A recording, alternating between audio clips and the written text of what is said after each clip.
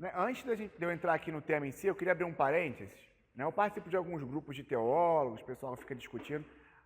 A gente, quando começa a estudar teologia, naturalmente a gente vai se interessando mais, vai pesquisando mais, vai ver vídeo, vai pegar alguns livros. Aí eu queria deixar um cuidado aqui pra gente.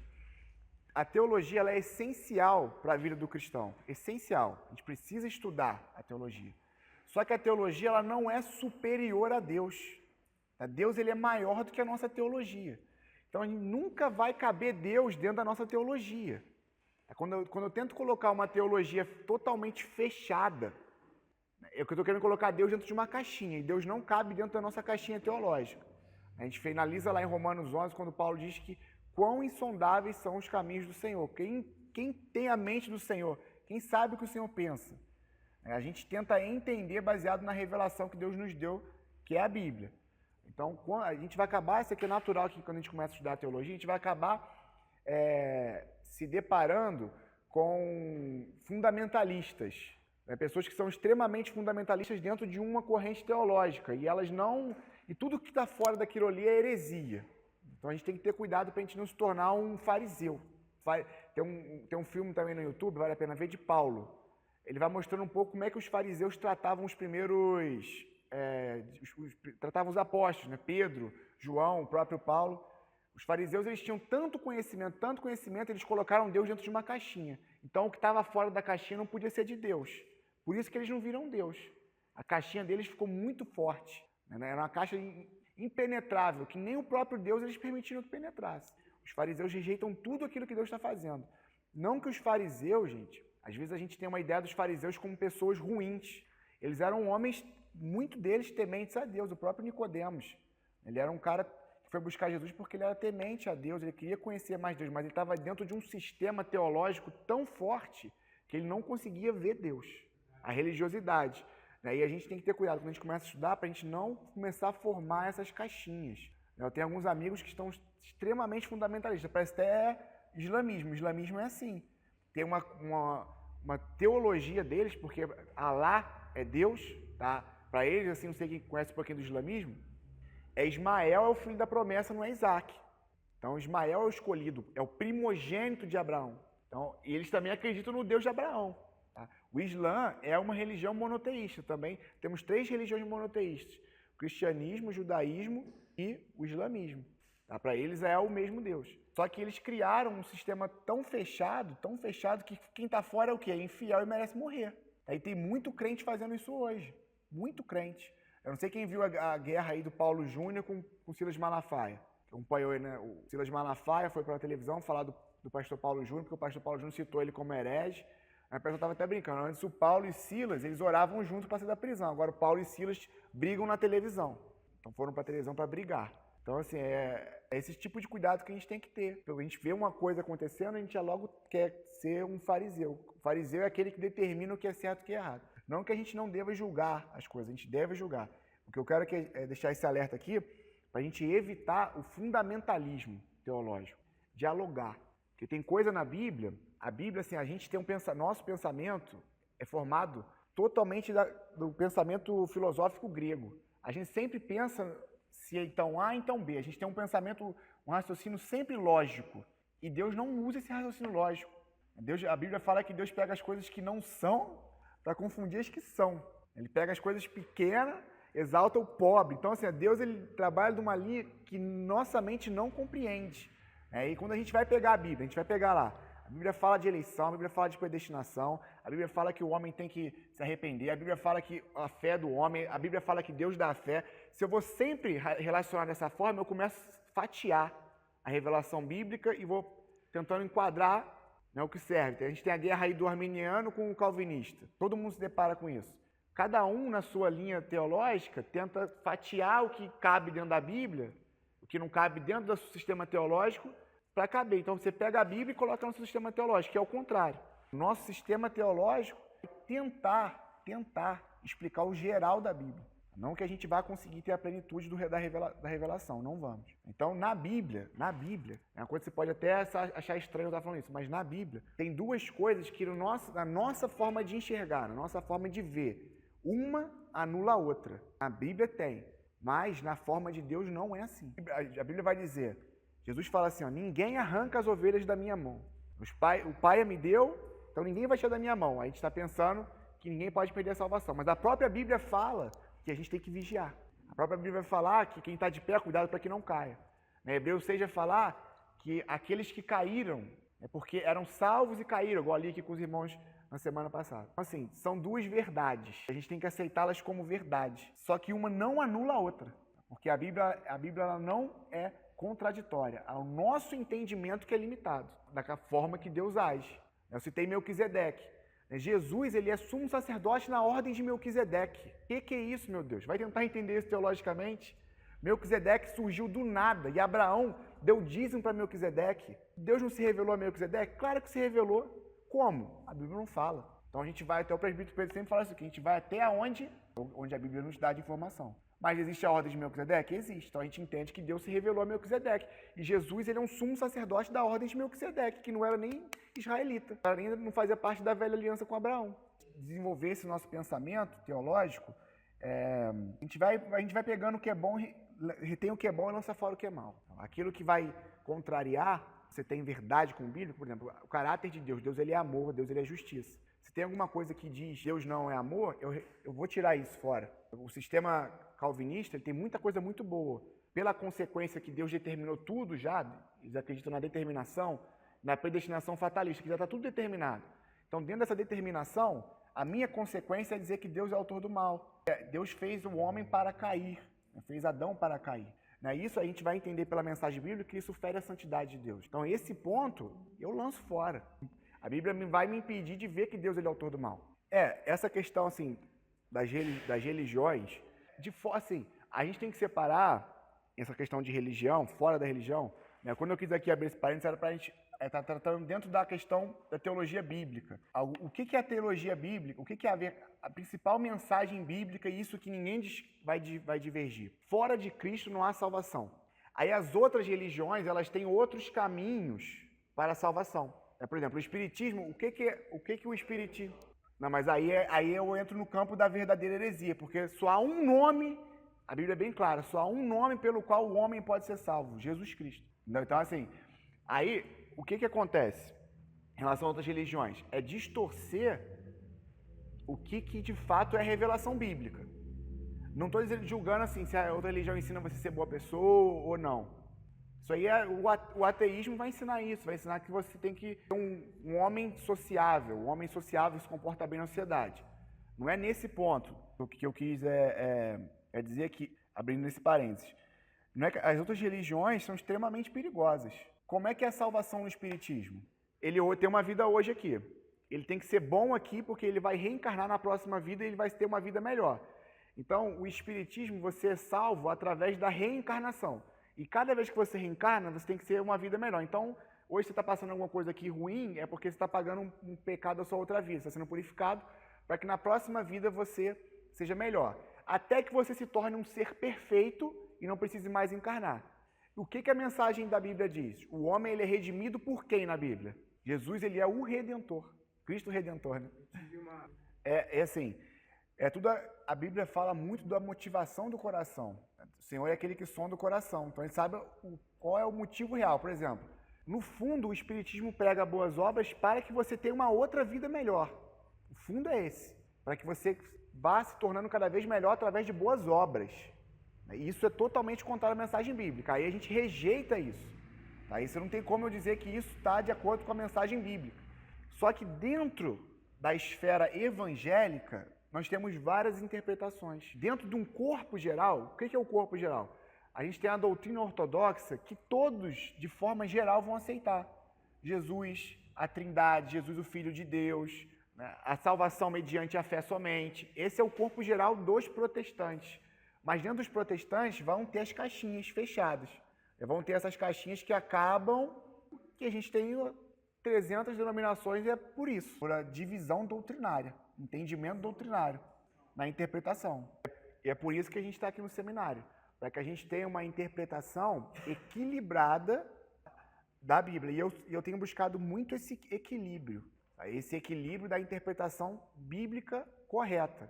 A Bíblia ela vai interpretar a Bíblia, então eu preciso ver de forma geral qual que é o escopo da Bíblia. Tá? Qual que é o escopo da mensagem da revelação do Senhor? Vai falar.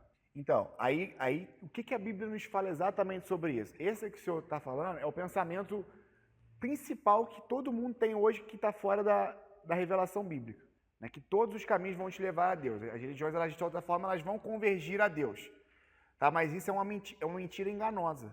Tá? Quando eu abri o parênteses, eu estava dizendo que dentro da nossa ortodoxia, o que é ortodoxia? Entendimento geral bíblico, a gente tem a ortodoxia que ninguém mexe. Tá? Nem católicos, na maioria da ortodoxia, até católica, muita coisa é com a gente. A Trindade, Deus Pai, Jesus como sendo o único caminho de salvação. Tem uma ortodoxia cristã, que aí a gente vai ter algumas divergências de interpretação. A gente vai ter os adventistas de sétimo dia, a gente tem os testemunhos de Jeová, que a gente considera com muitas coisas erradas. O testemunho de Jeová, inclusive, sendo seita, né? Por negar uma parte importante. Aí a gente vai ter os calvinistas, a gente vai ter a igreja. Por que nós não somos todos uma única igreja, com um único corpo, como é a igreja católica? Porque a gente tem essas divergências. Mas se você chegar para botar um presbiteriano aqui e falar, cara, você acredita na Trindade? Acredito. Você acredita que Jesus Cristo é o único caminho para a salvação? Ele acredita. Esse escopo a gente mantém. O que a Bíblia fala sobre caminho que leva a Deus? Jesus fala, eu sou o caminho, a verdade e a vida. Ninguém vai ao Pai senão por mim. Ele ainda fala que o caminho ele é estreito. Então só existe um caminho e um caminho estreito que leva a Deus, que é o próprio Jesus. Que quando você vai seguir a vida com Cristo, você entra num caminho estreito. Todos os caminhos vão convergir a Deus. O que vai divergir, igual o irmão falou aqui, é o que você vai receber de Deus. Você vai receber a salvação ou você vai receber o juízo? Se você está num caminho errado, você vai chegar. Ninguém escapa do juízo de Deus. A verdade é essa. Hoje a gente pode aqui resistir a Deus, ter a vida. Deus nos permite ter uma vida aqui despretensiosa, levar a vida da forma que a gente quer. Deus vai permitindo. A gente vê a Bíblia, a Bíblia fala em Romanos 9 que Deus ele suporta com longanimidade. Ele tem paciência. Ele deixa o ímpio ir. Ele não pune o ímpio. É por isso que Deus não acaba com o mal. Ele suporta, ele tem paciência. Ele tem misericórdia do ímpio. Mas ele deixa. Até que esse cara morre e ele não escapa do juízo. Do juízo ninguém escapa. Aí realmente vai encontrar com Deus. A perspectiva aí é forte. Ué? Você vai... O cara falou... Você tem um caminho que te leva à salvação, né? Ele te leva ao Pai, né? Porque tem a diferença de Deus ser teu Pai e Deus ser Deus, né? A obra de salvação, a manifestação da salvação, ela é toda em Cristo, né? Eleitos no Filho, predestinados para ser como Filho. Tudo converge para Jesus, né? Converge para Jesus. A gente está falando da questão das duas verdades, né? Aquele que perseverar ao fim será salvo. Paulo fala, desenvolvei a salvação. Mas Paulo também fala, aquele que começou a boa obra é fiel para cumprir. Por quê? Porque nosso entendimento, a gente não consegue entender isso. O que a gente pega? Qual é a minha parte disso? Eu olho para a revelação bíblica. A Bíblia fala que Deus ele é fiel para cumprir. Eu me apoio nessas palavras, mas a Bíblia também fala desenvolver a salvação, a santificação. Paulo chega a falar desenvolver a salvação. Então como é que eu vou desenvolver a salvação? Seguindo ao Senhor, me santificando, buscando a Deus, me arrependendo, me quebrantando. Mas também quem está fazendo isso é o Senhor, porque Ele que é fiel para cumprir toda boa obra. Então, assim, são duas coisas que na nossa visão a gente fala, não, mas ou é Deus ou sou eu. Não tem isso. É igual o pastor Luiz Saião fala. Eu gosto muito do pastor Luiz Saião. Se você quiser ver uma pregação boa, equilibrada, no estilo de estudo, pastor Luiz Saião. Batista lá de São Paulo. Ele fala, a gente não pode desenvolver a teologia do Saci Pererê. Ou que é tudo Deus e eu não faço nada, ou eu faço tudo e Deus não faz nada. Não tem essa. São duas verdades. Desenvolver a tua salvação e também Deus é fiel para cumprir. Ele vai cumprir o final da boa obra que ele começou. Aí a questão dele falou assim, coisa importante, tá? Fiquei conversando com o Vaguinho aqui, com a Patrícia na outra semana. A gente tem a impressão, aos nossos olhos, que quando alguém levanta a mão e aceita Jesus, que ela de fato foi salva. E não é isso. Não é. Nem todo aquele que chamar Senhor, Senhor, será salvo. O que é a salvação? É o homem que nasce de novo. Jesus falou para Nicodemos, necessário vos é nascer de novo. Não é necessário levantar a mão e aceitar Jesus como seu Salvador. Eu expliquei aqui na outra aula qual que era o cenário de que você não negara Jesus. Que era assim, nega Jesus com uma lança no peito. Era esse o cenário. professar Jesus como Salvador. Jesus, você tem que realmente nascer de novo, nascer agora uma nova criatura em Cristo. Colossenses 3 diz o quê? Que nós estamos agora mortos para o mundo e ressuscitados em Cristo. Tem um processo. O velho homem tem que estar morto e sepultado. É a nova criatura que é salva. Qual é a mensagem do Evangelho? É Jesus te ama ou arrependam-se? Arrependam-se. Isso é impossível. Ao mesmo tempo, a Bíblia fala que você tem que ter a força do Evangelho, para tomar isso com força, também é por graça. Então, assim, eu estou tentando, a gente consegue desenvolver essa mentalidade de que para uma coisa ser verdade, a outra tem que ser mentira. Não, na Bíblia não é assim. Tem um equilíbrio disso. São duas pernas para você andar. Qual é a mensagem do Evangelho? Por Deus nos amar, Ele nos conclama ao arrependimento. A mensagem do Evangelho é essa. Porque Deus amou o mundo, Ele traz agora o homem de todos os cantos. Paulo fala isso. De todos os cantos, chamam os homens e mulheres de todos os cantos para que se arrependam. A graça de Deus se manifestou sobre todos os homens, chamando eles ao arrependimento. E muitas vezes a gente, quando vai pregar o Evangelho, a gente prega assim, né? Deus te ama, Jesus te ama. Mas a gente nunca fala para o cara se arrepender. Mas a mensagem que leva ao novo nascimento é o quê? É se arrepender. O arrependimento é o morrer no velho homem. Quando o cara olha para ele e fala, olha, eu sou um pecador, eu não sou nada sem Deus, eu sou realmente tudo de ruim. Minha única solução é Jesus. Quando ele não consegue ver outra solução a não ser Jesus. Esse é o salvo. João Batista e o próprio Jesus. Leiam Mateus, você vê, Jesus chega pregando a mensagem que João Batista pregava. Arrependam-se chegar do reino de Deus. Assim, nas poucas igrejas que eu vou pregar, eu tenho pregado a mesma mensagem. Mensagem do plano de salvação falando sobre a necessidade de arrependimento. A gente está muito acostumado, e a gente está falando de teologia do Novo Testamento, tem tudo a ver com teologia do Novo Testamento, está muito acostumado com uma teologia tapinha nas costas, com uma pregação tapinha nas costas, sabe? De ouvir aquilo que faz bem pra gente, pro nosso ego, massageia o nosso ego. E não é, cara. Essa mensagem, quando você vai ler, vê a história de Paulo é sensacional. Jesus fala para ele assim, ó, se apresenta para ele, Paulo se quebranta diante de Jesus e fala assim, ó, você vai sofrer por amor ao meu nome. Paulo, sabendo que ele ia sofrer, ele se lançou a vida inteira dele por amor do Senhor. Os apóstolos, quando a gente vai para Mateus, o Evangelho de Mateus, quando Tiago e João, filhos de Zebedeu, estão lá discutindo que um queria sentar à direita, o outro à esquerda de Jesus no céu, a mãe dele pede isso. Aí Jesus fala assim, será que vocês poderiam tomar do cálice que eu vou tomar? Aí eles falam, sim, poderia, de fato, vocês vão tomar. Então, a mensagem do Evangelho é a mensagem que tira o homem do mundo e coloca o homem em Deus. Ela tira o homem do mundo.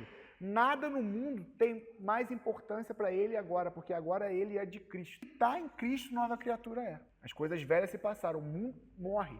Tem um livro, o segundo livro mais vendido do mundo, tá? Depois da Bíblia, é O Peregrino, de 1600 e pouco, recomendo que leiam, né? Que mostra a jornada de um cristão, o peregrino, que mostra a jornada desse cristão, que ele vai em rumo, rumo à salvação, nossa vida. Nós somos aqui peregrinos em terra estranha. Estamos aqui, mas não somos realmente peregrinos. Quer perguntar mais alguma coisa? E nisso a gente vai passar por muita dificuldade, muita luta. O processo de lapidação é feito no fogo, ele é feito debaixo de pancada.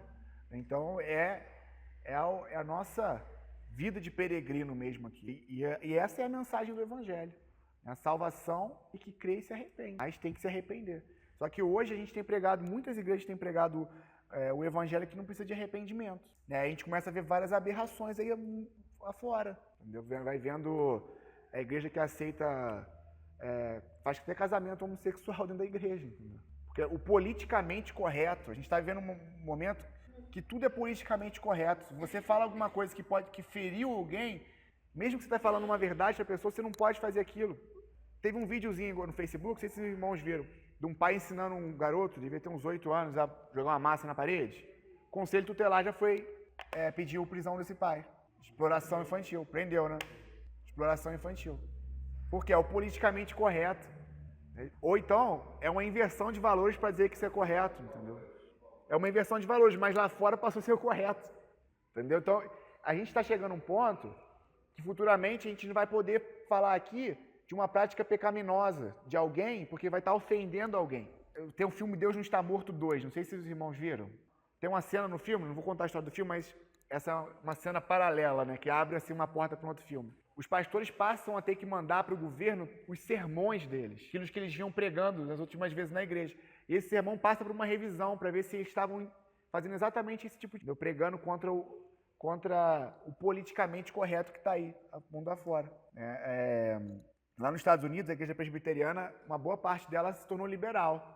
Tem vários pastores gays da presbiteriana lá. E o Tim Keller, que é um pregador muito bom, separou da presbiteriana, ele continua com o nome presbiteriana, mas separou, mantém ainda uma pregação ortodoxa, condenando essas práticas. E ele vendeu muitos livros ano passado e ia ganhar um prêmio de teólogo do ano nos Estados Unidos. E aí o movimento gay, junto com o movimento feminista, muito forte lá nos Estados Unidos, muito forte mesmo. É uma coisa assim, demoníaca esses movimentos. Você vê que é a presença do diabo forte por trás mesmo. Interviu no órgão que ia dar o prêmio e não vão dar mais a ele o prêmio. Voltou atrás. Também levei. Exatamente. Foi esse exemplo aí. O pai estava ensinando uma profissão ao seu filho e não pôde ensinar. Não pôde ensinar. Então, assim, a gente está vivendo um momento muito complicado. Entre as visões escatológicas, tem aqueles que acreditam que a igreja vai ser arrebatada antes da tribulação. Não vou entrar em escatologia aqui, não adianta me perguntar que eu não vou entrar. Eu não sou dessa linha. Eu acredito que a igreja vai estar no período de tribulação e eu acredito que o período de tribulação já começou. Visto uma perseguição muito forte contra o evangelho mundialmente. Tá? Não só antes, o evangelho, quando o diabo começou a se levantar contra o evangelho, ele levantava matando, só que não adiantou. Agora a batalha é no campo mental das pessoas. A gente vê que agora é aquilo que de fato tira a pessoa de Deus, que é trabalhar na mente dela. A gente sabe que Deus sempre mantém os seus remanescentes. A gente olha lá para Jezabel e o rei Acais, Deus manteve lá os 7.000 que não se dobraram diante de Baal. E eu quero fazer parte do remanescente fiel, né? Espero que você também queira participar do remanescente fiel. O livro de Eli é bastante interessante. Então, assim, quando a gente for estudar escatologia, que a gente vai ser com o presbítero Pedro, se ele não passar todas as visões, eu vou passar as visões. A visão escatológica, eu disser para vocês, gente, tem a milenista, pré-milenista, pós-tribulacionista, pré-tribulacionista, tem um monte. Para mim não interfere em nada as visões, porque vão ser coisas que vão acontecer da vontade de Deus e ponto, e ninguém vai escapar.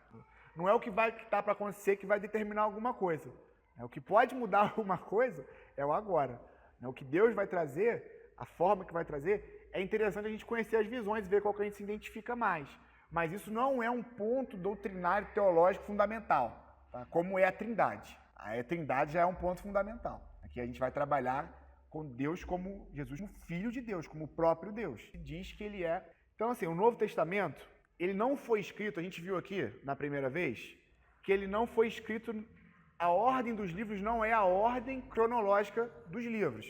A ordem do Novo Testamento, ela mantém a revelação do Novo Testamento, ela tem uma ordem mais lógica. O Velho Testamento a gente viu também. O Velho Testamento também não segue uma ordem cronológica. Lembra daquela estrutura do Velho Testamento que eu coloquei aqui? Eu botei lá também no site para baixar aquela apresentação. Não segue uma ordem lógica. A gente tá vendo, comentei aqui, né? Jeremias, Daniel e Ezequiel são contemporâneos, estão no mesmo período. Mas não tem essa sucessão. Aqui, ele também não tem. Ele organizou aqui de uma forma da revelação. Vem com a revelação inicialmente do Senhor Jesus, do Evangelho do Senhor Jesus, né, que são 4 evangelhos, Mateus, Marcos, Lucas e João, e cada um ele é direcionado para um tipo de povo. Tá? Mateus, ele é direcionado para os judeus, então todo o tempo ele vai fazer referência aos profetas, né, e aos livros da Torá também. Então ele faz referência ao Velho Testamento. Eu cheguei a comentar com vocês que o Velho Testamento, a Bíblia que nós temos no Velho Testamento, é a mesma Bíblia que Jesus usava? Cheguei a falar isso aqui? Você lembra que eu comentei? Eu não lembro se eu comentei. Que a nossa Bíblia, o nosso Velho Testamento, ele é o mesmo que Jesus usava, é o Velho Testamento da época de Jesus, porque o Velho Testamento católico, ele tem acréscimos do ano 1500 depois da Reforma. Inclusive, esse ano a gente tem 500 anos da Reforma Protestante. Até fazer uma propaganda aqui, quem quiser investir numa Bíblia, a Bíblia que está muito boa. Ela não tem uma linguagem tão tranquila quanto a NVI, a Revista Atualizada, de João Ferreira, mas a Bíblia é muito boa. Tem vários comentários de Lutero, bem legal essa Bíblia aqui, estou gostando bastante. Mateus, ele vai falar dos judeus, então ele vai ter para judeus, ele vai ter várias referências do que já passou. Ele revela Jesus como filho de Deus e também como rei, e tem a figura do leão por trás, o leão da tribo de Judá. Filho de Deus mesmo, do rei, essa figura que está por trás do Evangelho de Mateus. né? Marcos, ele é direcionado para romanos. Tá? Romanos eram o quê? São os cidadãos romanos, que a gente tem que lembrar que o Império Romano era tudo aquilo ali. Então ele é direcionado para romanos, tem uma linguagem mais objetiva. E ele mostra Jesus como o servo. Tá? E a figura aqui que está por trás é a figura do boi. O boi, ele é o servo. Isso é uma figura, tá, gente? Estou dizendo que Jesus é boi. Tá? Pelo amor de Deus. Eu não vou falar, não, aprendi no seminário que Jesus é boi. Não. Ele se diz como leão na tribo de Judá, mas ele tem figuras teológicas, tá? Só isso. Lucas, ele foi escrito para gregos. Ele mostra o Filho do Homem, uma revelação. E essa questão de Filho do Homem, isso vai muito com a filosofia grega. O grego, o homem, a matéria é má. Então o pensamento gnóstico e platônico também, se eu não me engano, que vai dizer que toda a matéria é má. A matéria criada é má.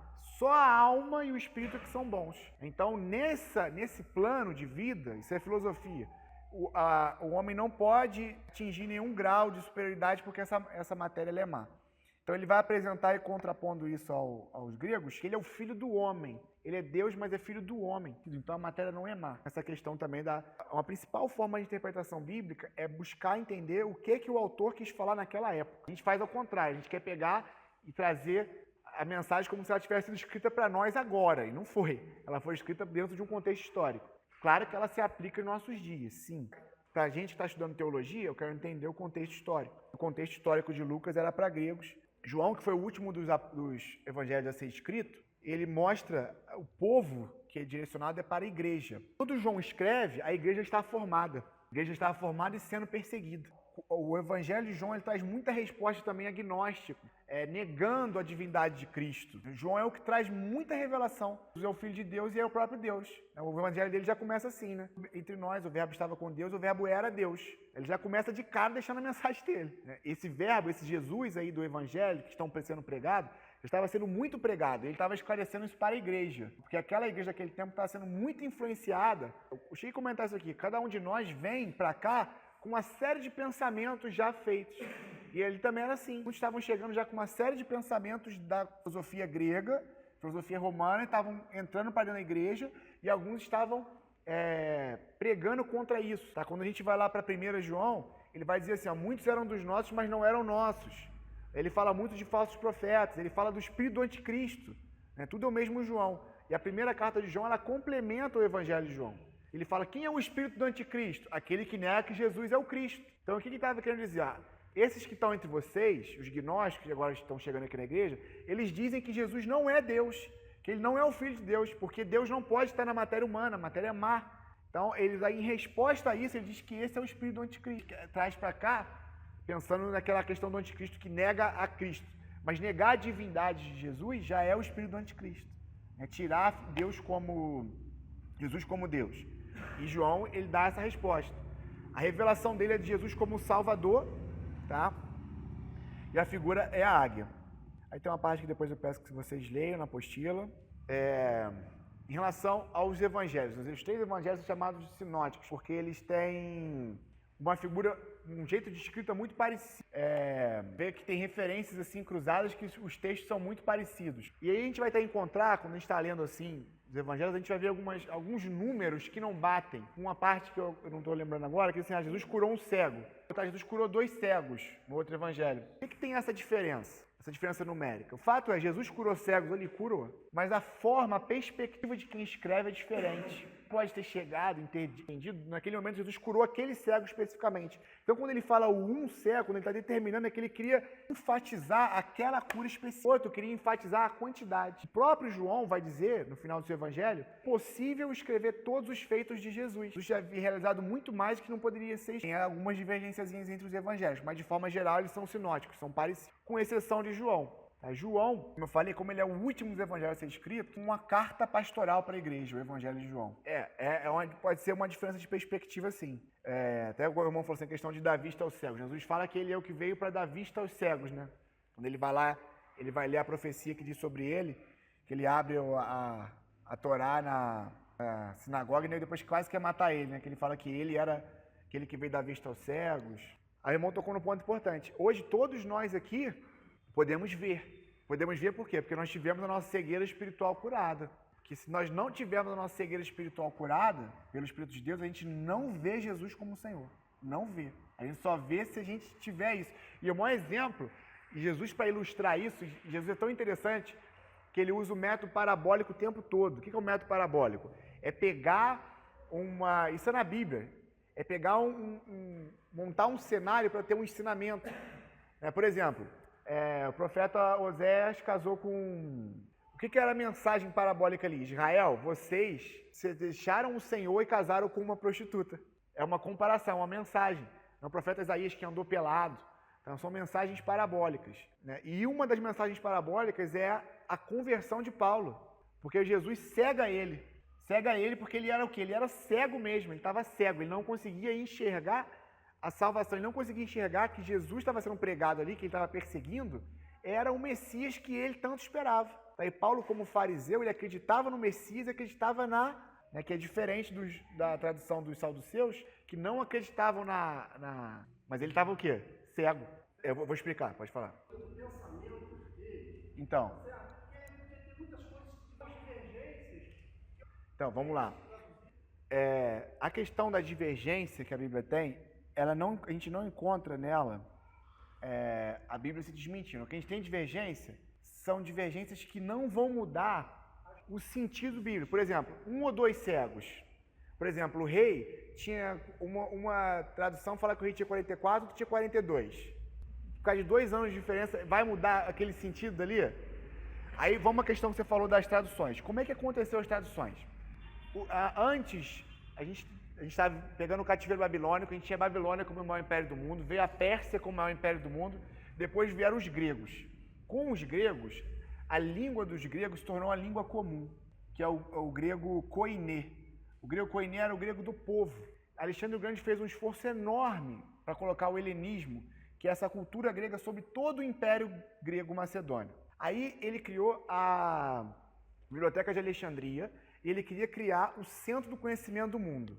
Para isso, ele pegou os principais sábios, que eram chamados de Septuaginta, os sábios gregos que estavam lá, que iam fazer a tradução, copistas gregos, sábios, mesmo, o cara preparado para isso, e eles começaram a traduzir para o grego todas as obras principais das culturas. Entre elas, o que ele fez? Eu quero também que vocês traduzam a Bíblia hebraica. Eu quero que vocês traduzam o livro dos judeus. Aí nessa de traduzir o livro dos judeus, eles traduziram tudo dos judeus, tudo. Inclusive os relatos históricos, os macabeus. Os livros nem estavam na Bíblia de hebraica, mas estavam já na Septuaginta. A Septuaginta não soube discernir, porque eles nunca iam saber discernir, o que era inspirado por Deus e o que não era. O que era religioso, eles simplesmente traduziram. Então, mas olha só, mas os caras que fizeram isso, o direcionamento de Alexandre o Grande, o direcionamento histórico era o seguinte, vamos colocar aqui, e era muito comum, por ser panteísta mesmo, porque está em vários deuses, politeístas na verdade, por ser politeístas, aprendiam com os outros deuses. Simplesmente, não existia, se eu tenho um deus, eu tenho apologia. Se eu tenho vários deuses, eu não preciso de apologia, porque todos podem ser Deus. Inclusive, entre os gregos, tinha o Deus desconhecido, que Paulo vai usar lá usa aquilo de isca para poder lançar o evangelho. Então, a missão da Septuaginta foi preservar o conhecimento do mundo. Inclusive, isso também está na Babilônia. Isso já era comum, os povos eles queriam ter esse conhecimento. Quem está vendo essa série aí, está vendo que lá no conhecimento babilônico, eles tinham conhecimento caldeu e persa também. Então eles mantiveram boa parte do conhecimento. Então, inclusive, a tradução do Velho Testamento, ela é desprovida desses interesses. E depois também, com a helenização, eu sou hebraico, Paulo. Hebraico. Sou judeu e falo aramaico e hebraico. De nascença, eu conheço hebraico e aramaico e tenho acesso aos originais, era o caso de Paulo. Mas ele também podia ler no grego. Ele poderia ter uma crítica textual e esse tipo de crítica não tinha. A tradução era fiel. Não houve entre os judeus qualquer contestação da tradução que a Septuaginta fez, a não ser os livros. Mas, partindo do pressuposto que a Septuaginta queria manter a história e todo o conhecimento gerado dos judeus, os outros livros históricos foram também. Os livros apócrifos eles não são mentirosos, só não fazem parte do código inspirado, não fazem parte do reconhecimento que os próprios judeus davam para os livros inspirados. Agora vamos para o Novo Testamento. O Novo Testamento já é um pouco mais complicado. Então, Não, mas esse sentido da Bíblia, quando ela fala que a gente não deve acrescentar, é tipo assim, Jesus é o caminho, a verdade, a vida, e o amor, e a salvação e o perdão. É esse tipo de acréscimo. Então, mas esses textos, eles estão acrescidos dentro da Bíblia católica, mas eles são separados. Até porque também, olha só, quando Jesus falou isso, não existia um único tomo, igual a gente tem hoje, assim, uma biblioteca, né? Existiam as cartas, os pergaminhos, então era tudo separado. Isso. Os livros apócrifos, eles não alteram os outros livros, entendeu? Eles são só incluídos no Velho Testamento, por nós. Só que acontece, para poder... Nem a Igreja Católica chama eles de canônicos, eles são chamados de deuterocanônicos. Ele tem como se fosse uma espécie de segunda linha, entendeu? Mas eles vão dar base para algumas doutrinas específicas católicas, entre elas a doutrina do purgatório. Por isso que eles colocaram esse livro como acréscimo na Bíblia Católica, exposta à reforma de Lutero. Porque Lutero, uma das bases é a só a escritura, somente a escritura, somente a Bíblia. Se não estava na Bíblia, não poderia ter aquilo como prática. Então acrescentar.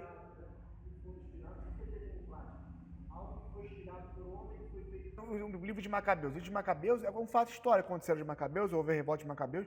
Mas o cara fala um monte de coisa que no final ele fala assim, essa é a minha percepção do que aconteceu. Ele não tem preocupação, você não tem traços de inspiração. Aí, assim, dentro dessa interpretação, não sei se você está falando de Paulo especificamente, ele estava dando o ponto de vista dele como um apóstolo. E o que era comum ali? Que o apóstolo podia ter doutrina. A doutrina dos apóstolos. Então ele estava dizendo, isso é de acordo com a doutrina dos apóstolos e eu tenho autoridade para isso. Acréscimo no evangelho. Não, mas assim, o que ele estava falando ali, qual era o contexto histórico da pregação do evangelho ali? Era toda essa gente que estava entrando na igreja, junto, toda hora tem um combate, gente, tem um combate apologético no Novo Testamento. Paulo, ele combateu quem? Os judaizantes, né? Pessoas que queriam sem o sábado. Aí Paulo fala, olha, esses caras aí são anátemas, porque eles estão pregando o evangelho diferente daquele que eu tenho pregado. Qual que é o evangelho de Paulo? O evangelho da graça. Salvação mediante a graça. Jesus cumpriu a lei em nosso lugar. Esse contexto histórico. Mas se aplica a nós hoje? Se aplica. Se aplica a nós. Se aplica em que sentido? Se alguém quiser pregar um evangelho que para você ser salvo, você vai reencarnar, é um evangelho. Qual o nome do evangelho? Evangelho de Allan Kardec. Seja anátema, porque está pregando um evangelho diferente daquele de Paulo. Salvação mediante a graça. Só que dentro da soberania de Deus, o que a gente entende? Que Deus sendo soberano na história, a Bíblia que a gente tem hoje, ela não é mais possível acréscimo. Ela fechou. Tá, por exemplo, 1ª e 2ª Coríntios. Na verdade, é 2ª e 3ª Coríntios. Tem uma carta antes aos Coríntios de Paulo que se perdeu. Que ele cita em 1ª Coríntios de uma outra carta que já tinha enviado anteriormente. Se essa carta for encontrada hoje, ela não vai ser incluída no cânon bíblico. O cânon bíblico está fechado. Por exemplo, homens piedosos, gente de Deus, John Wesley, o cara que eu amo a teologia dele. O livro dele, de John Wesley, Sermão da Montanha de John Wesley, cara, o livro é magnífico, mas ele não é a Escritura. Ele não é a revelação fechada do Espírito Santo. Ele só vai ter peso para mim na minha vida se estiver dentro da Escritura. A mesma coisa é a palavra do pastoral dentro da pregação do culto. Ela não vai ser superior à Escritura em nada, por mais que seja a palavra do Senhor sendo pregada. O cânon está fechado. Esse livro sumiu, porque foi fechado. Não, então, a Bíblia não afirma que é um livro inspirado por Deus. A Bíblia afirma que antes de 2 Coríntios tem uma outra carta paulina. As cartas não tinham intenção de se tornar... O que acontece? Isso aí é a condução do próprio Espírito Santo mesmo para nós, para a continuidade da igreja. As cartas, os escritos que foram criados de forma intencionais para ficar como norte foram os evangelhos que foram escritos muitos anos depois. A gente viu isso aqui. As cartas eram cartas pastorais enviadas às igrejas, a maioria, ou então cartas pessoais. A Tito, Timóteo, carta pessoal. Já teria. Não, a gente pode estudar ele, pode pegar ele, tirar a aprendizagem dele, mas ele não vai entrar no cânon bíblico. O cânon bíblico está fechado, inclusive, para a proteção da nossa fé. Vamos supor agora.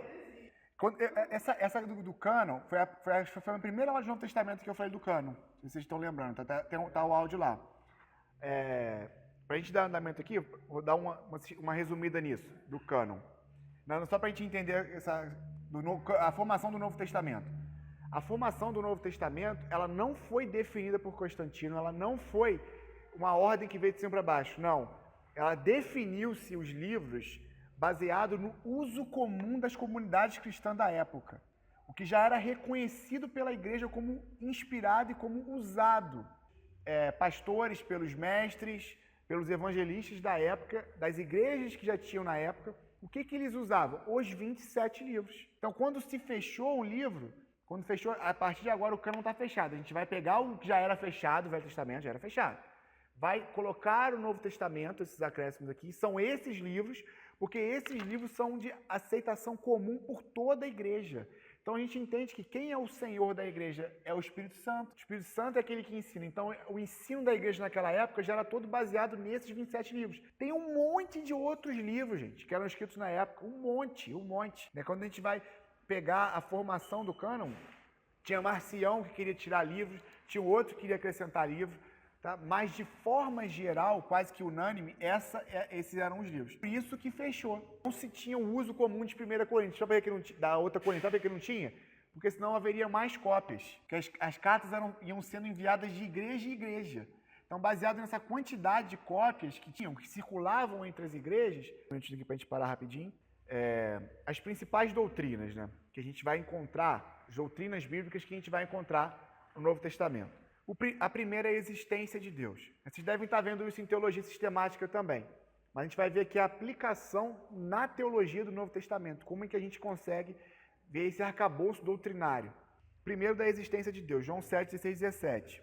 Respondeu-lhe Jesus: a minha doutrina não é minha, mas daquele que me enviou. Quiser fazer a vontade de Deus, há de saber se a doutrina é dele ou se falo por mim mesmo. Então aqui a gente tem a doutrina da existência de Deus e da natureza de Deus. Tem essa doutrina no Novo Testamento também. Mateus 1,18. Ora, o nascimento de Jesus Cristo foi assim: estando Maria, sua mãe, desposada com José, antes de as juntarem, ela se achou ter concebido do Espírito Santo. As doutrinas da natureza de Cristo. A natureza de Cristo que a gente entende aqui é filho de Maria, natureza humana, e ele também é filho do Espírito Santo. A Trindade é a coisa mais difícil que tem que entender. A Trindade, essas linhas, é o poder do Altíssimo. O poder do Altíssimo foi direto no... Porque assim... Então isso não é difícil de entender, porque olha só...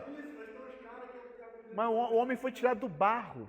Mas olha só, o que acontece? Sabe como eu não tenho mais preocupação, vou ser bem sério para vocês. Eu não tenho preocupação de convencer o ímpio. É o Espírito Santo. Ele que convence. A minha parte que me cabe é pregar o Evangelho, cara. Então, mas aí não é contigo, entendeu? Não é a parte que me cabe. A parte que me cabe é ide por todo mundo pregar o evangelho a toda criatura. Aquele que crê será salvo. Aquele que não crê já está condenado. É loucura. Sem o homem, ele é cego. Naturalmente, ele nasce cego e morto para o evangelho. Romanos 3 diz que não há quem busque a Deus. A mensagem do evangelho é que tem poder para salvar. Então, a natureza de Cristo, 100% homem, 100% Deus. É uma doutrina fundamental. O ofício de Cristo, a obra de Cristo, também faz parte do arcabouço doutrinário. E a última, para a gente parar aqui rapidinho, a doutrina do Espírito Santo. Romanos 8:11 diz: e se o Espírito daquele que dos mortos ressuscitou a Jesus habita em vós, aquele que dos mortos ressuscitou a Cristo Jesus, há de vivificar também os corpos mortais em que vós habita. O que é a doutrina do Espírito Santo? A obra do Espírito Santo que traz o novo nascimento. Aquele que nasce da água e do Espírito. João 3,16, naquela conversa de Jesus com Nicodemos, ele fala: todo aquele que nascer da água e do Espírito. Nicodemos estava tentando achar que ia voltar para o ventre da mãe. Não era isso, não é isso. É da água e do Espírito. Qual é o Espírito? Do Espírito. Em Romanos 8 a gente tem esse fechamento doutrinário. A natureza do Espírito Santo. Quem é o Espírito Santo? A terceira pessoa da Trindade, isso é um jeito teológico. Mas o Espírito Santo, ele não é um dos deuses, ele é Deus. Só há um Deus, há um só Senhor. O Espírito Santo, ele é Deus, ele é uma pessoa. O Espírito de Deus é Deus, só que dentro da economia da Trindade, cada um da Trindade, o Pai é aquele que tem a vontade, que elege, o Filho é quem salva, o Espírito Santo é que convence. Ele diz, mas de forma, cada um na sua pessoa, mas os três são da mesma essência e vêm do Pai. O Filho é gerado no Pai. Ele tem diferença de gerado e criado. São criaturas. Gerar é do próprio Pai. Muito diferente de seres criados. O Pai, ele gera o Filho. E o Espírito também, a vontade, dentro da Trindade, do plano de salvação, O Pai é que tem a vontade, parte do Pai, de salvar o homem. O Filho cumpre e o Espírito Santo ele é que convence o homem do pecado e do juízo. A atuação hoje no mundo é através do Espírito. Quando eu digo Jesus está aqui, ele está. Deus está aqui, Deus está. O Espírito Santo está aqui, mas Jesus e Deus também, porque o Espírito Santo está, é o mistério da Trindade. Por isso que eu digo que a gente não tem como avaliar a Bíblia, a revelação de Deus, tentando ter um pensamento tudo lógico, matemático, que não vai chegar, não vai fechar. Essa conta não fecha. A gente vai achar contradição o tempo todo. A gente tem sempre que pensar dessa forma. O Espírito Santo no Antigo Testamento. Como era o Espírito Santo no Antigo Testamento? Ele vinha da parte de Deus, cumpria um propósito e voltava. Ele recebeu o Espírito do Senhor, ele tinha aquela força sobrenatural, era o Superman, o único Superman que verdadeiramente existiu, era o Sansão. Ele quebra o voto dele de Nazireu, o Espírito Santo deixa ele, perde a força. O Espírito Santo ele não era, no Velho Testamento, ele não era derramado como é hoje. O derramado do Espírito Santo é só no Novo Testamento. No Velho Testamento ele sempre cumpria inclusive Davi. Davi fala assim, não aparta de mim o teu Espírito, por causa do pecado. O Santo vem sobre ele para mostrar a autoridade que ele tinha, que ele era da essência de Deus. O Espírito Santo hoje é cristão em nós, recebemos o Espírito Santo.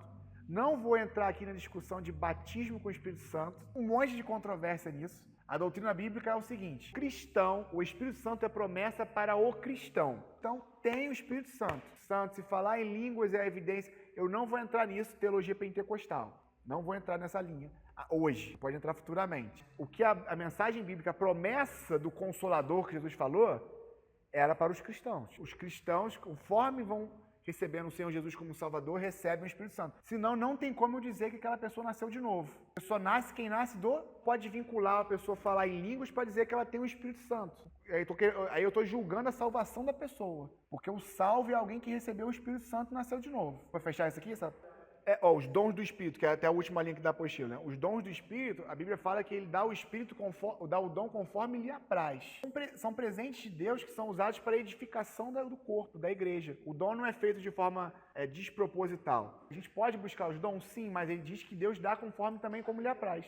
Tem essas duas vertentes teológicas, que elas não vão mudar o arcabouço doutrinário, mas são duas vertentes. Os calvinistas, na sua maioria, são cessacionistas, acreditam que os dons cessaram, que eles foram no período dos apóstolos para que a igreja tivesse respaldo e legitimidade, então existiam os dons. Os continuistas, que acreditam na continuidade do Espírito Santo, e a Igreja Batista Jardim Salvador, conhecendo o corpo pastoral, está dentro dos continuistas. Os wesleyanos, metodistas, batistas renovados, acreditam na continuidade, que os dons do Espírito Santo não cessaram, eles permanecem até hoje. Todo aquele que é nascido de novo tem o Espírito Santo de Deus. O que crê, o diabo crê. Os demônios creem que Jesus existe. Não é simplesmente acreditar. Acreditar que Deus existe, todo mundo acredita. Os nascidos de novo, os regenerados. Vocês querem dar um intervalo ou querem direto e acabar 15 minutos antes? Hoje a Mayara não trouxe o lanche, eu também não trouxe, não sei se o Vaguinho trouxe. O Vaguinho trouxe, então vamos parar rapidinho então. Vamos só 10 minutos então, porque hoje a matéria é boa e eu queria... 10 minutos, tá, gente? 9 horas tá de volta. Gente, vamos retomar aqui, desculpa que eu alonguei aqui um pouquinho o intervalo. Para a gente concluir essa questão, da gente olhar para Deus, acho que agora eu consegui achar a palavra certa aqui. Deus não tem padrão. Tá? Deus é uma pessoa, gente. Deus, ele se ira, Deus fica nervoso, Deus, ele ama, Deus odeia. Deus, ele é uma pessoa, civil de sentimentos. A imagem de Deus que nós temos é exatamente isso. Qual é a nossa diferença do macaco, gente? No DNA é ínfima, é mínima a composição. É essa capacidade que nós temos de nos relacionar, de pensar. É o que nós recebemos de Deus, imagem de Deus. Deus, ele é uma pessoa. Então, uma pessoa não age de uma forma padronizada. É só olhar para Jesus, cara. O irmão acabou de falar. Um ele curou cuspindo, o outro ele curou falando, o outro ele tocou o morto para falar, o outro ele só falou o morto que citou. Entendeu? Então, não tem esse padrão.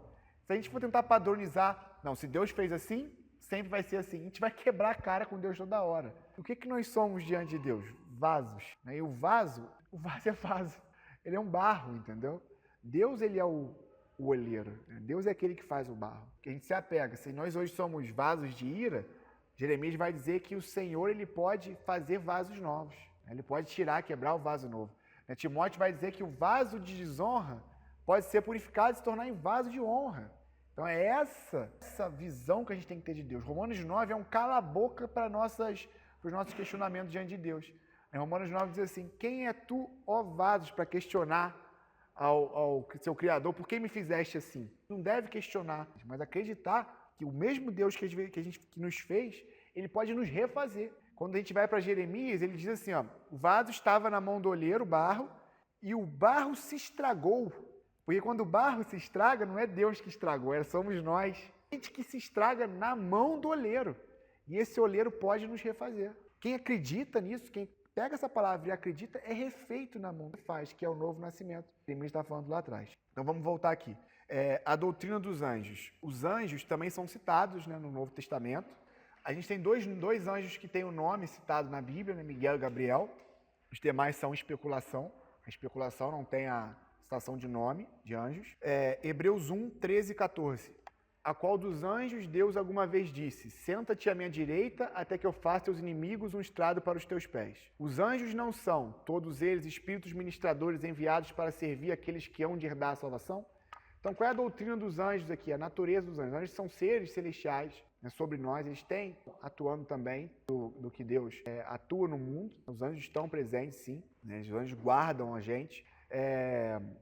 Só que os anjos, eles são subordinados ao Senhor, cumprindo uma função. Não são também vasos na mão de Deus. Nenhum dos anjos, Deus falou, senta-te à direita. E aqui a gente já fala de uma heresia aqui dos adventistas, que eles dizem que Miguel é o Senhor Jesus. Inclusive John Wesley chegou a afirmar isso, mas depois ele se corrigiu, né? Porque é tão ativo na Bíblia, né, o arcanjo Miguel, que alguns vão dizer isso. Só que aqui o que Hebreus diz? A qual dos anjos ele diz, senta-te à minha direita? Então Miguel, ele é um anjo que é citado o nome dele para diferenciar do o anjo do Senhor, que não tinha citação de nome. Tá? Miguel não recebeu adoração. Miguel diz, em Judas vai dizer que quando ele estava com Satanás, ele falou assim, o Senhor te repreenda. Miguel falou isso para Satanás. Então, se ele fosse o Senhor, ele ia falar que ele te repreenderia. Ele repreenderia o próprio Satanás. Então, ele tem uma diferenciação. Diferente do anjo do Senhor. O anjo do Senhor, ele recebia adoração. Né? O anjo do Senhor lutou com Jacó e fala, você lutou com Deus e prevaleceu. Por isso, o nome agora é Israel, aquele que luta com Deus. Mudança do nome de Jacó para Israel. A revelação de que Miguel não é o anjo do Senhor e que ele não é o próprio Senhor, que ele não é Jesus Cristo, é feita no Novo Testamento. Quem associa Miguel a Jesus, não tem como. Miguel, ele é um dos primeiros príncipes. Daniel vai dizer isso.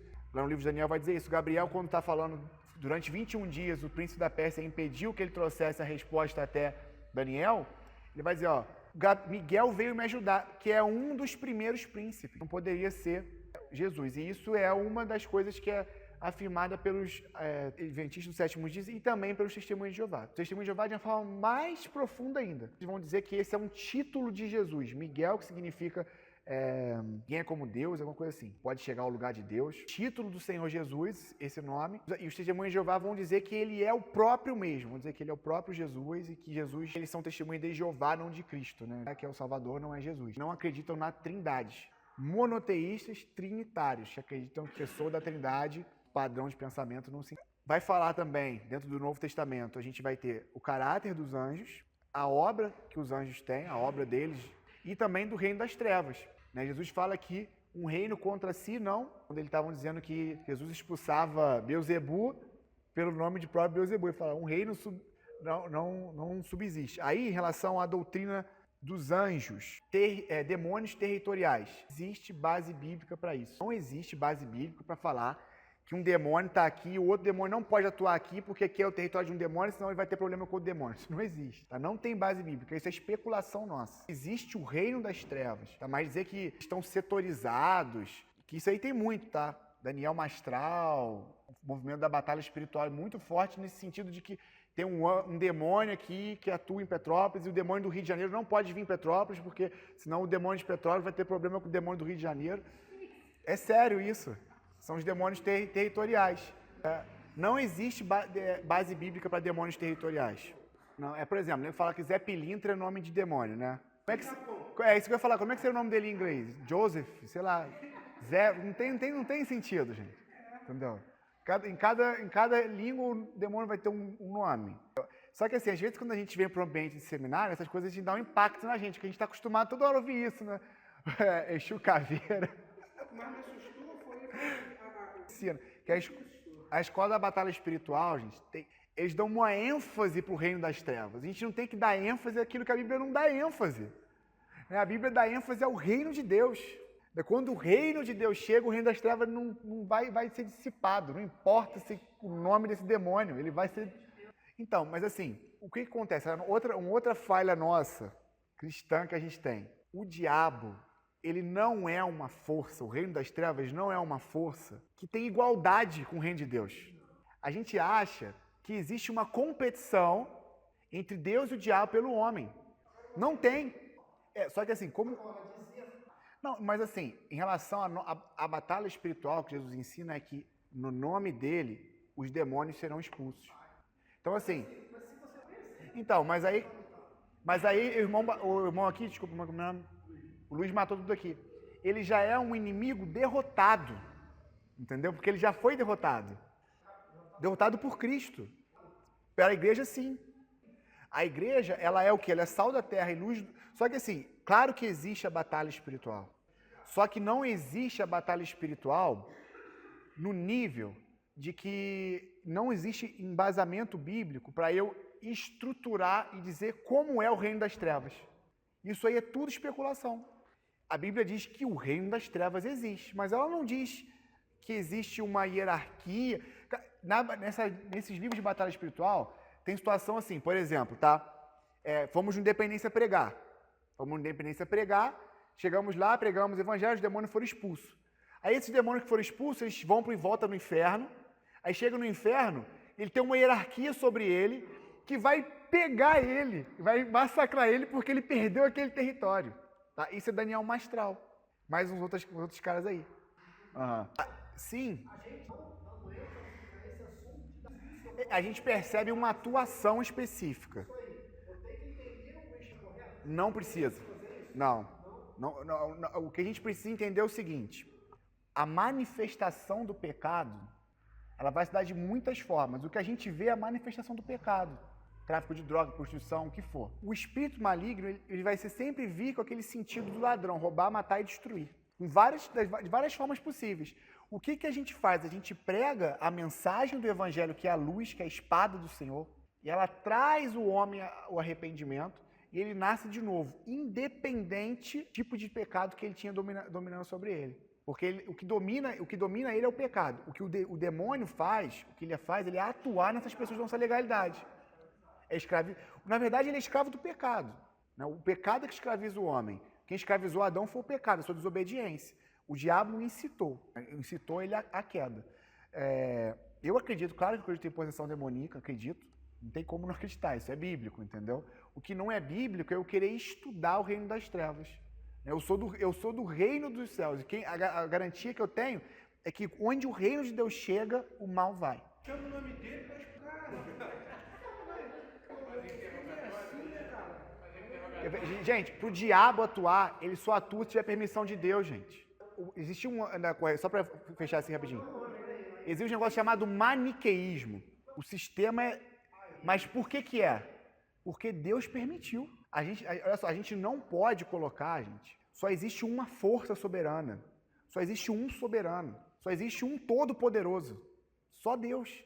Não existe uma força que compete com Deus. Existia, no tempo de Agostinho, uma coisa chamada maniqueísmo. Tá? O maniqueísmo foi condenado como heresia, mais ou menos no século 300.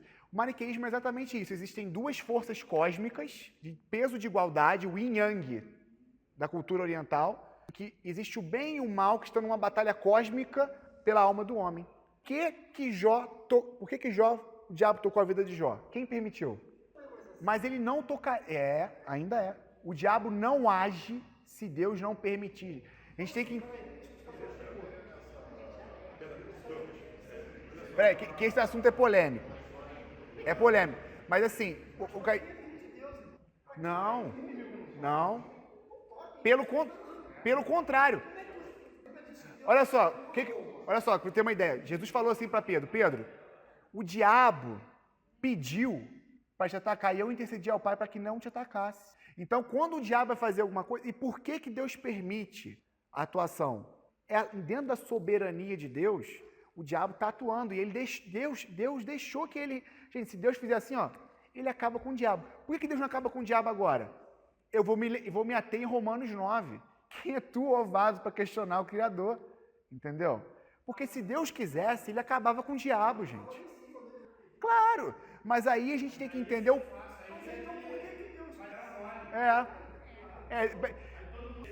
Vaguinho, por que tu glorifica a Deus?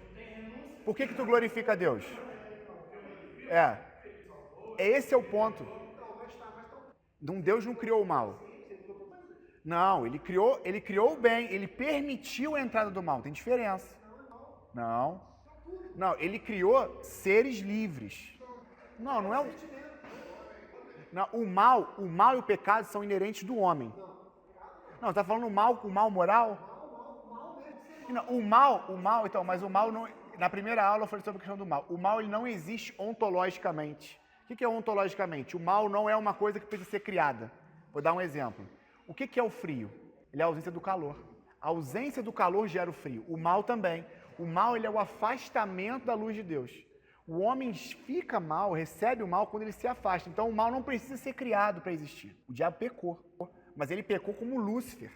Ser livre. Se a gente entra de que Deus criou o mal, e que foi criou assim, a gente vai entrar de que tudo foi determinado exaustivamente por Deus. E não é esse ponto. Exatamente. Não. Adão, ele foi o único ser criado... Hoje nós não temos mais livre-arbítrio, tá? A gente só tem livre-arbítrio depois que aceita Jesus. O homem, ele é escravo do pecado. Mas Adão foi feito livre. Não entendendo, mas o homem só pode ser livre se ele tiver a possibilidade de escolher o errado. Não, se a gente analisar... Olha só, gente, vamos só concentrar aqui rapidinho para fechar aqui, ó. Só um minutinho, senão não vai dar para todo mundo falar, porque cada hora já está avançado. Ó, só um minutinho, irmão. Só um minutinho de atenção. Pra gente que Eu vou te mostrar. Isso. Tem diferença. Tem diferença em conhecer o mal e ser o criador do mal. Claro, Deus conhece todas as coisas. Só que, olha só, ele não é o criador do mal, ele não é autor do pecado, ele não é... Isso, e o mal surge nisso. O mal, ele vem do pecado. Não, o mal ele é uma consequência da desobediência. O mal, ele só vem quando o pecado vem. O que acontece? Adão só poderia ser livre se tivesse a árvore da desobediência. Se só tivesse, olha só, se só tem tudo aqui eu posso, nada eu não posso, e tudo eu posso, eu sou condicionado a uma coisa. Exatamente. Não, exatamente, nada existe fora de Deus. Sim, mas Deus não criou, o mal ali, a árvore do conhecimento do bem e do mal, ela é a única forma de ter um ser livre. Né? A iniquidade começou com o pecado no céu. A desobediência do diabo é muito mais profunda, por isso que não tem perdão para anjos, que ele quis ser como Deus. E aí ele trouxe esse pensamento para Adão. Mas se a gente analisar o cenário do Éden, ele era um cenário mesmo para que Adão desobedecesse. Não, mas assim, aí eu vou finalizar essa aula com o que o Vaguinho falou. Eu glorifico a Deus porque ele me salvou. E aí Deus, todas essas coisas, nesse cenário de Deus total, Deus vai ser glorificado. E Deus faz tudo para a sua glória. Então, assim, na nossa visão, a gente vai entender assim, poxa, mas isso parece, sei lá, um jeito meio egoísta de Deus, de ser. Não, ele é soberano, ele nos ama e faz tudo para a sua glória, e ele é justo, ele é misericordioso, tudo aquilo que a Bíblia fala, mas de uma forma que a gente não entende. Muitas vezes a gente não vai entender. Mas nesse processo todo ele vai ser glorificado. Só que a gente não pode pensar que o diabo compete com Deus. Não compete. Mas muita gente acha que o diabo ele é uma força autônoma de Deus, independente. Não é. Ele só tem legalidade no mundo porque Deus concedeu. Não, a gente... Claro. Isso aí. Não, mas se Deus falar não toca, ele não toca. Ele não toca. Eu posso falar assim, diabo me vem me possuir. Se Deus falou assim, não toca, não toca. Porque Deus, aí volta a história do padrão, ó. É esse ponto. Tem um pastor, Jeremias, quando ele fala assim, que o diabo ele é igual um pitbull na mão de Deus. Às vezes dá corda, Deus às vezes puxa. É difícil, porque só existe um soberano, cara. Se eu colocar... Não, então, mas aí que tá. Se eu coloco o diabo com força para fazer alguma coisa que Deus não autorize, ele passa a ser uma divindade, e ele não é. Então, assim, só que às vezes Deus vai falar assim, não toca. Porque Deus, ele sabe todas as coisas. Romanos 11 fecha isso. Quem pode entender a mente do Senhor? Quem é como Deus? Entendeu? Quem foi o seu conselheiro? Entendeu? Quem dá conselho a Deus da forma de agir ou não? Entendeu? Então, assim, ele nos quebra. Romanos 11, do 9, 10, 11, ele bota o homem no lugar dele. Eu te repreendo. E assim, pra gente finalizar aqui rapidinho. Muita coisa a gente entende como Deus vai agir porque ele já deixou vários princípios. Vários princípios. Por exemplo, honra teu pai e tua mãe para que os teus dias se prolonguem. Então, dentro desse princípio revelado, já vai estar ali. Aí você falou assim, se eu dar legalidade, a Bíblia vai falar, né, que se eu abrir algumas portas para o pecado, se eu der brechas, o diabo pode entrar. Porque isso já foi revelado. Tá? Não que Deus tenha determinado que ele vai entrar ou que Deus não possa impedir, mas Deus já nos alertou. Por exemplo, Judá, durante 23 anos, Jeremias está falando, se arrependam, sai das coisas aí, que vai vir um cara lá. E ninguém deu ouvidos. Mas a palavra de Deus já tinha sido colocada ali. Mas quando Nabucodonosor foi, a Bíblia fala que Deus mandou Nabucodonosor. Olha só, a Bíblia fala assim, ó, Deus usou o rei Ciro para trazer libertação para Israel e depois puniu o rei Ciro por ter pegado coisa do templo. Para quê? Eu vou endurecer o coração de Faraó para manifestar a minha glória, para que todas as nações saibam que eu sou o Senhor e não há outro como eu. Ele falou isso para Moisés, cara. Só que quer dizer que ele sempre vai endurecer o coração de todo mundo? Não tem um padrão, entendeu? Nesse ponto foi revelado que ele endureceu o coração de Faraó. Porque diante das 10 pragas, na primeira praga o Faraó ia soltar o povo. Ele falou, não, vou fazer ele pagar pelos 400 anos de escravidão. Porque ele é Deus. Não, mas aí ele falou qual era o objetivo, para que todas as nações saibam que eu sou Deus. Aí, por exemplo, Deus liberta o cativeiro, liberta o povo, e por que o povo vai matar todo mundo em Canaã? Porque foi juízo contra Canaã. Ele fala assim, a maldade de Canaã ainda não atingiu o tamanho que vai atingir. Durante os 400 anos, Canaã ficou muito mal. A iniquidade daquele povo foi de um tamanho sem fim. E ele usa Israel para trazer juízo agora sobre Canaã. Porque ele é soberano. Só que não existe um padrão. Então, de que ele sempre vai fazer dessa forma. O negócio que o Stefano me perguntou aqui. Aconteceu um troço lá, foi Deus? Pode ser um juízo. Mas pode ser o próprio Deus mesmo ativamente. E ele faz ativamente, gente. Só a gente olhar o Velho Testamento. Vai, entra em Jericó e mata todo, inclusive as crianças. Deus que mata a criança.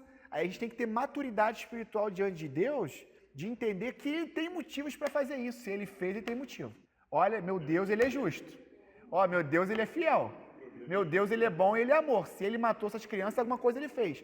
Aí João Wesley vai dizer o seguinte, que ele salvou essas crianças, porque se elas ficassem adultas, elas seriam ímpias, que nunca se renderiam ao Senhor. Então, na verdade, foi um ato de misericórdia. Mas como é que a gente vai entender isso? Não entende. Amém, irmão?